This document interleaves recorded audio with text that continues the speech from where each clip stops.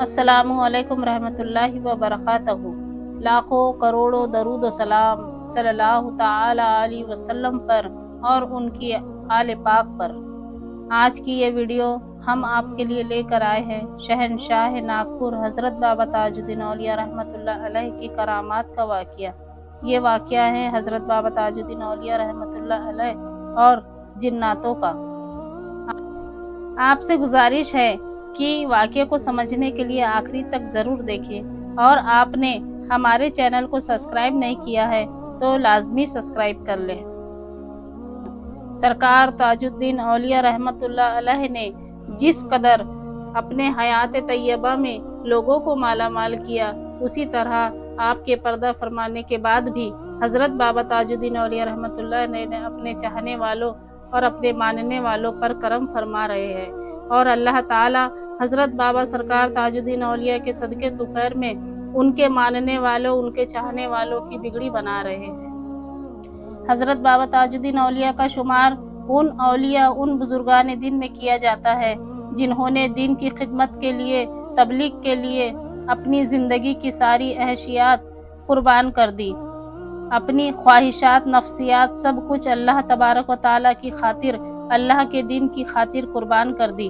اللہ تعالیٰ کی عبادت اور ریاضت میں ان ولی اللہ نے ایسی زندگی گزاری کہ ہر انسان کے لیے قابل تعظیم اور قابل احترام ہے۔ یہ اولیاء اللہ ہر مذہب، ہر ملت کے لوگوں سے محبت اور خلوص رکھتے ہیں، یعنی کسی بھی مذہب کے لوگوں سے بغض، کینہ یا نفرت نہیں کرتے تھے، بلکہ ہر مذہب کے لوگوں سے محبت سے پیش آتے تھے۔ حضرت بابا تاج الدین اولیاء رحمۃ اللہ علیہ نے اپنے دور میں ایسے حصے میں جہاں ان کی سب سے زیادہ ضرورت تھی، وہاں پر سرکار تاج الدین اولیاء رحمۃ اللہ علیہ نے وہ خدمت کی جو آپ کی مثال آپ ہے۔ حضرت بابا تاج الدین اولیاء نے جس عزیز و انتصاری کا اپنی زندگی میں مظاہرہ کیا، وہ ایک انسان کی اصلی زندگی کا ایک بہترین نمونہ ہے۔ بابا سرکار نے اپنی زندگی دین کی خدمت اور تمام لوگوں کو راہ حق دکھانے میں بتا دی۔ ہمارا آج کا واقعہ بابا جان کی عظیم شخصیت کے بارے میں ہی ہے۔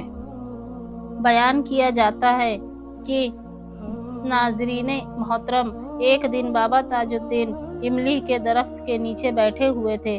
چاروں طرف عقیدت مندوں، حاجت مندوں اور بابا جان کے چاہنے والوں کا، دیوانوں کا بہت بڑا بھیڑ لگی ہوئی تھی۔ ہجوم در ہجوم لوگ آتے ہی جا رہے ہیں۔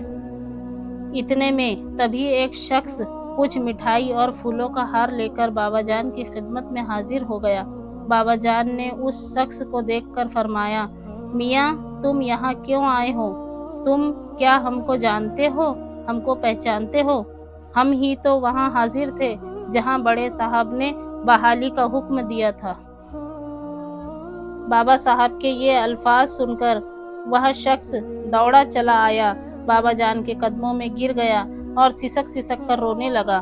بابا جان کے عقیدت مند اور چاہنے والوں نے اس شخص کو اٹھایا اور تسلی دے کر سمجھایا۔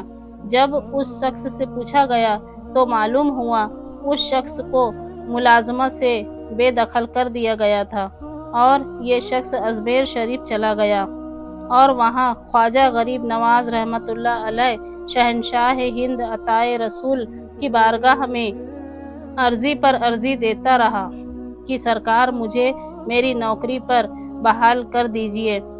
اس طرح کئی دن گزر گئے۔ پھر اس شخص نے ایک خواب دیکھا کہ تمام بزرگ اور ولی اللہ خواجہ غریب نواز کے ساتھ جمع ہیں، اور انہی بزرگوں میں حضرت بابا تاج الدین اولیاء رحمۃ اللہ علیہ بھی موجود تھے۔ چلا جا اپنی ملازمت پر، تجھے بحال کیا گیا۔ جب میں اپنے گھر پہنچا تو مجھے بحالیت کا خط ملا، اور یہ سب بابا جان کے کرم کی وجہ سے ہوا ہے۔ میں بابا جان کا دیدار کرنے یہاں آیا ہوں۔ بابا جان تو سب کچھ پہلے سے ہی جانتے ہیں۔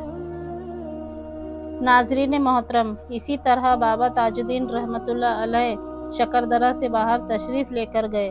گرمیوں کا موسم تھا، چلچلاتی دھوپ میں ہر ایک کو کھڑے رہنا سب کے بس میں نہیں تھا۔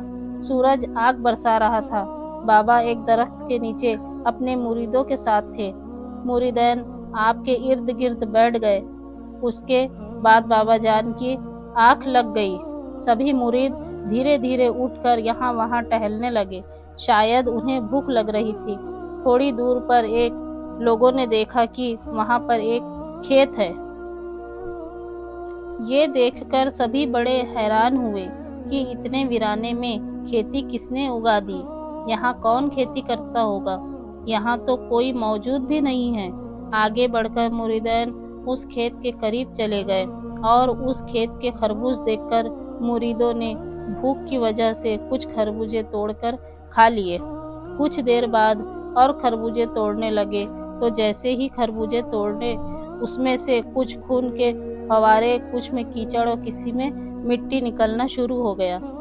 सरवर ताजी नाम के मुरीद ने खेत को दूसरी तरफ से एक और खरबूजा तोड़ा और वह उसको लाकर जैसे ही काटा तो खुश्क मिट्टी बरामद हुई। उसने मिट्टी को साफ किया और खरबूजे को एक चीरी अपने मुंह में डाल दी। उसकी हालत गैर हो गई और वो जमीन पर तड़पने लगे। इत्तेफाकन दूर से अजीबोगरीब हुलिया वाली औरत आने लगी। उसके एक हाथ में मटका था और दूसरे हाथ में प्याला मौजूद था। उस औरत का चेहरा बिल्कुल चूने जैसा सफ़ेद था। बाकी का जिस्म सुर्ख यानी लाल पड़ गया था। मुरीदों ने जैसे ही इस औरत को देखा तो सरवर ताजी को कंधे पर उठाया और वापस बाबा ताजुद्दीन औलिया रहमतुल्लाह अलैह के जानिब भागे।